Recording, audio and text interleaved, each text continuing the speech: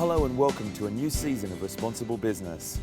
In this week's episode, insulating your home with blue jeans, a Singapore property developer that is setting the standard for green building practices in the region, and a shopping trip in Thailand that does not forget the environment.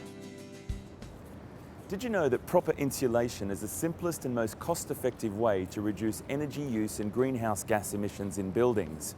If done correctly, insulation can reduce heating and cooling costs by up to 30%.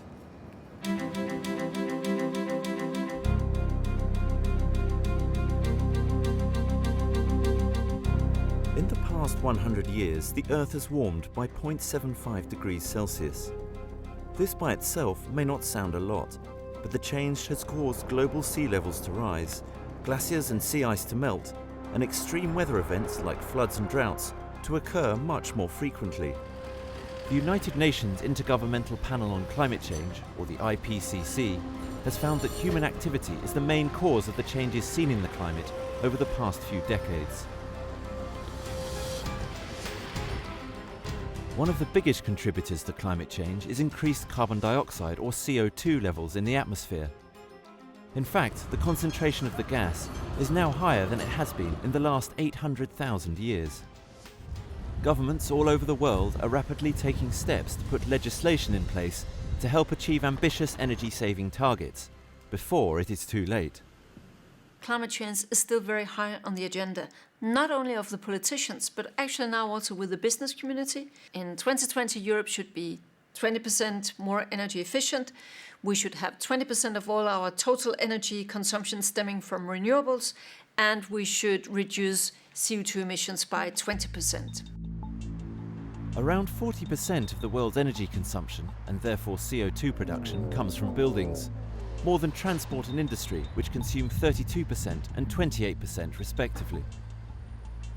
One company working towards reducing our energy consumption and overall contribution to global warming is Knauf Insulation. Knauf Insulation, in essence, is in the business of energy conservation. I believe Knauf Insulation is different from our competitors in our approach to the market. We believe very strongly in making our company as sustainable as is possible. We use very high levels of recycled content. We've invested very heavily in R&D, such as we've been able to introduce a new formaldehyde-free binder, ECOS technology. One customer that has already benefited from this is the US Embassy here in Brussels. Heating, cooling and electricity meant energy and money were wasted every day due to the inefficiencies of this 230-year-old design. In April 2011, Knauf Insulation installed insulation in the previously uninsulated attic of the building. This was part of an effort by the US to improve the energy efficiency of their embassies all over the world. Well, we're here in a very old building, and we could actually not touch the outside of the building. So we asked Knauf Insulation what they could do to improve the energy efficiency of the house. And they suggested that we work on the attic. Knauf Insulation suggested that we install 2 layers of increased thickness of insulation in the attic. Since Knauf Insulation insulated the attic, we are recovering about 25 to 30% of energy consumption, which is very impressive, and we're very happy about that. Reducing energy demand in buildings such as this one has the potential to save taxpayers money while making their homes more comfortable. It also has the potential to create 2 million new jobs in Europe alone and pave the way to sustainable growth. As well as making buildings more energy efficient with its products, Knauf Insulation works to make the manufacturing processes of its insulation as environmentally friendly as possible. This plant in Lannemezan produces glass mineral wool insulation. At the 21-hectare plant, many steps have been implemented to make the manufacturing process produce as little CO2 byproduct as possible. The plant was started in 2010, so we have the latest technologies in terms of process and environmental control. For instance, we use oxygen gas technology to melt the raw materials in the furnace. Our process water is treated and recycled in a closed loop in order to minimize consumption. We also constantly monitor the energy usage in the process, and we take action to reduce it continuously. On top of that, we have installed photovoltaic panels on the roof, which give us additional energy coming directly from the sun. Up to 70% of the content used in the manufacturing process is recycled glass. Once the recycled glass has been mixed and melted down, it is spun into fibres. This works just like a candy floss machine. The fibres are then heated and compressed to produce space-efficient packages ready for transportation. It is not just the way Knauf Insulation's products are manufactured which makes them unique. There are also benefits when installing the products in buildings, both for handlers and customers. J'utilise des produits Knauf Insulation pour des raisons économiques, parce que j'ai trouvé que c'était le meilleur rapport qualité-prix et particulièrement pour les qualités environnementales du produit et les liants qui sont utilisés qui sont à base de produits naturels. Une fois que l'isolation a été posée, mes clients sont contents, ils ont réussi à faire des économies d'énergie et les premières économies d'énergie que l'on peut faire, c'est en faisant de l'isolation en ne dépensant pas d'énergie. Knauf Insulation is constantly developing new products that would reduce the carbon footprint of both existing and new buildings, while at the same time manufacturing those products with the least impact on scarce resources. It is hoped that together the work of companies like Knauf Insulation will play a significant role in helping achieve ambitious CO2 reduction targets. Climate change is the greatest issue that's facing our generation. Companies and governments must work together. There is no other way to solve the issue. Have you ever thought of insulating your home with blue jeans? Well, perhaps not as crazy as it sounds. In our next report, we travel to Manchester in northern England to see how old jeans are being turned into insulation as part of an EU initiative to turn waste into a resource. We're in Rochdale, a few miles from Manchester. For Michael, each day follows the same ritual. There are a number of companies in our area who specialise in sorting and reclaiming clothing. We asked one of these companies to segregate all of their denim waste so that we can manufacture them into other products, kind of giving them a second life. To move on to this second life, the jeans have to undergo a process. The trousers are laid on a conveyor belt and shredded bit by bit. Metal parts, buttons and zips are all removed by machine. At this point of the process here, it's already had an initial pull. And as you can see, there are still several large unpulled pieces of denim which need to be reduced in size further before we can actually manufacture with it. Once the fibres have been separated, they are compressed to form a kind of mattress. These will then receive fire protection treatment before being used as efficient insulation for homes. It doesn't itch. You can do it by yourself. It's very straightforward. As you can see, putting in a piece there which isn't quite to length. So then we get a smaller piece, easy to tear across the width, and then that fills in there. These denim-based materials, which are very easy to install, are more environmentally friendly than most other insulation products. Admittedly, they are still more expensive at the moment. But textile recycling offers great local economic potential, and it's not just jeans. This is wool rich. We use this in other areas like horticulture and in flooring. We take collected waste streams and then we remanufacture it into other products using a very small amount of energy relative to making virgin products from virgin materials. I think as time goes by that we switch on to using more and more recycled products.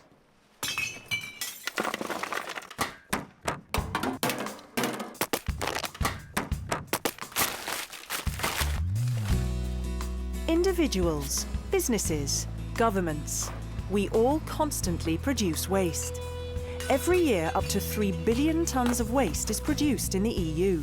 That's an average of more than 5 tonnes per person, including half a tonne of household waste. For environmental and for economic reasons, we need to reduce our waste production. We also need to sort, process and recycle waste better. There is no doubt that recycling is a huge opportunity for jobs creation and also for our economic growth. I think it's important that we understand that waste is actually not a burden, but it's a new resource which we have to use. For example, the mobile phones which we have in our pockets. If we recycle 40 mobile phones, we would get 1 gram of gold. Improving resource efficiency is a top priority for the European Commission, and using waste as a resource is becoming more and more important, given the ever-increasing global pressure on raw materials. La revalorisation des déchets est certainement pas un choix, mais devient pratiquement une nécessité. Il est clair que quand on voit l'évolution de la diminution des ressources et toute la dépendance qui s'ensuit, il faut absolument recycler et récupérer le maximum de ce qu'on peut d'un déchet. We still have some way to go before Europe becomes a true recycling society. To achieve this goal, the EU has passed a range of legislation on waste, with ambitious recycling targets covering different waste streams, for example in the automotive sector, a major consumer of raw materials, where end-of-life vehicles represent a waste issue.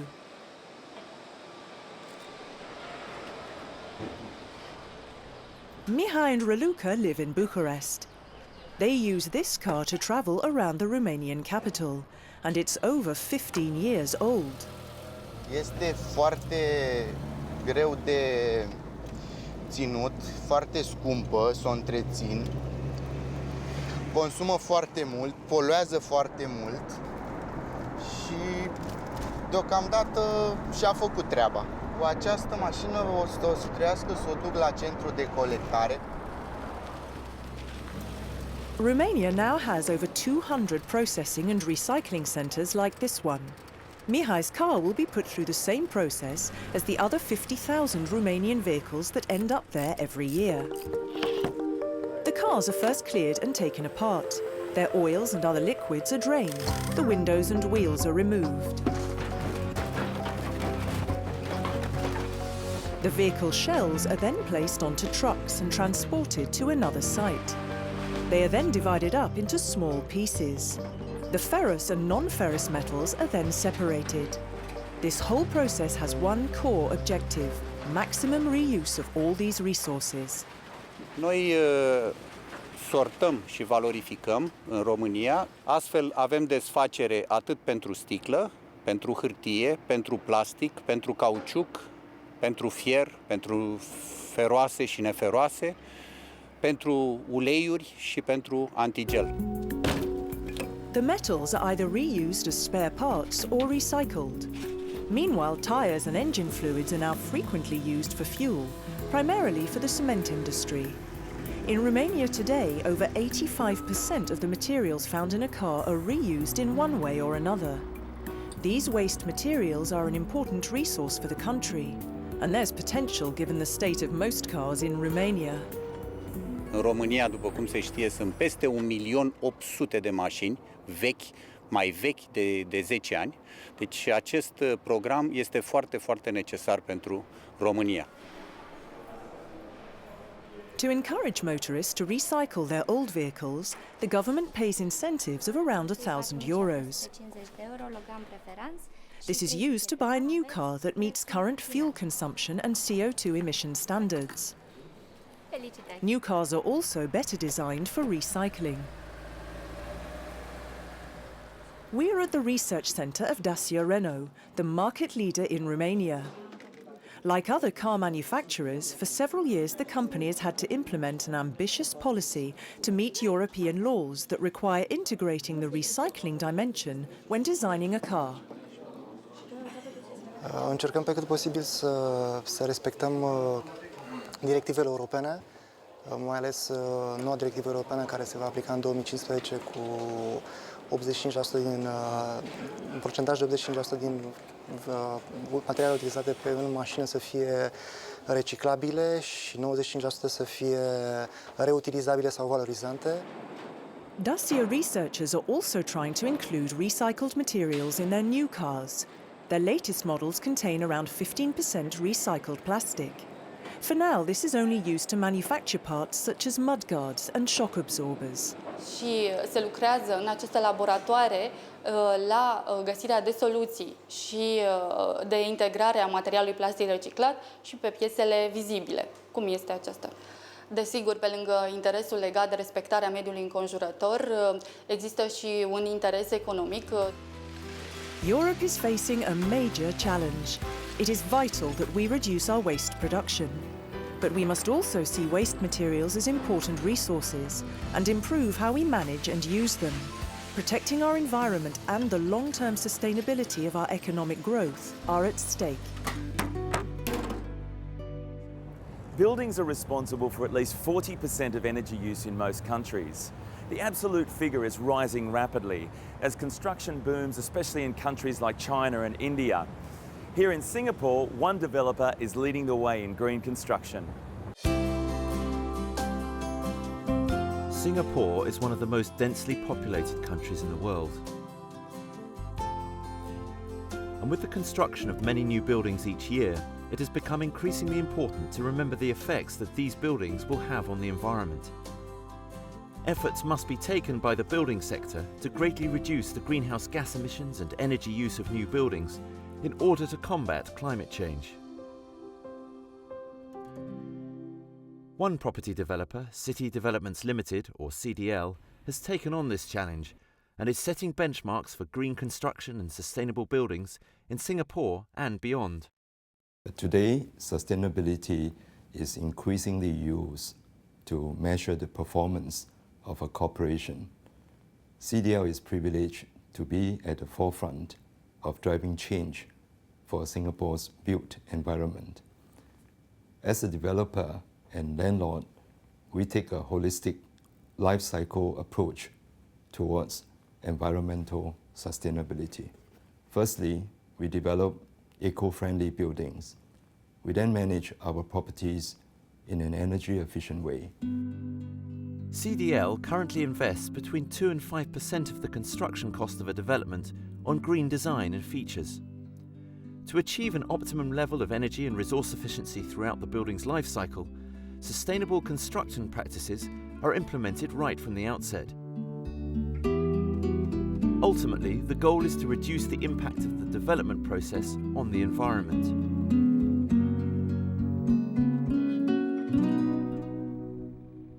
The ocean front at Sentosa Cove is a development that is a good example of such practices being put into action. From the beginning, these ideas are implemented because they influence the position of the blocks and therefore the layout and the position of the units of the apartments in CDL developments. These would take into account some path directions as well as wind directions through the blocks. And we go into a computer simulation of the wind flow and the dynamics of the ventilation even through the apartments. The ocean front at Sentosa Cove was the first residential development in Singapore to be awarded the BCA Green Mark Platinum Award. This is the highest accolade awarded by the government for green developments in Singapore. And thanks to the green innovations, residents can enjoy savings of up to $1,000 per apartment per year on their electricity bills. We have started in 2005 our own green building rating system, the Green Mark scheme. So for the last 6 years or so, we have got about 750 projects certified green under our Green Mark system. And we are talking about 23 million square meters of floor space in total. That is environmentally friendly, that's green. So in this context, CDL has contributed almost 10% of this total volume of green building projects in Singapore. 7 and 9 Tampines Grand was designed as a cutting-edge, new generation green office with environmental sustainability in mind. The building offers close to 300,000 square feet of quality office space, enhanced with eco-friendly features. This completed development embraces the largest use of solar panels in a commercial property in Singapore. Measuring some 2,080 square meters, the panels are installed on the roofs and facade of the development. Collectively, the development's green features will contribute to an estimated energy saving of 2.7 million kilowatt hours and a reduction in CO2 emissions of approximately 1,400 tonnes per year. Savings which can be passed directly to the tenants, such as Hitachi. In our effort to achieve a more sustainable society, Hitachi has formulated the Environmental Vision 2025, a long-term plan to help reduce CO2 emissions and promote environmental conservation. We believe that the working in the green office itself helps to reduce CO2 emissions.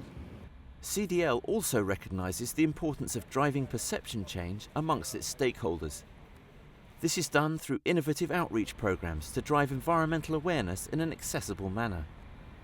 An example of this is City Square Mall, the first eco-mall in Singapore. The 700,000 square feet community-friendly mall provides a unique platform for CDL to reach out effectively to tenants and the community at large. The mall provides a wonderful learning experience about ecology and our natural environment. You can find green tips on the walls as well as green messages throughout the mall. This helps to raise awareness about environment. CDL is setting the standard for green building practices for the future. Rapidly expanding cities such as Singapore can now do so without the worry of causing damage to the environment. CDL has embraced environmental responsibility for over a decade now. We see this as a key strategy for our continued growth and business excellence. Conserving as we construct, CDL is committed to building a better living environment for the communities of tomorrow. When people walk through the doors of a department store, their shopping list could contain anything from groceries to the latest must-have fashion accessory. One Thai mall operator is hoping to change the attitude of shoppers by encouraging them to think green as they shop.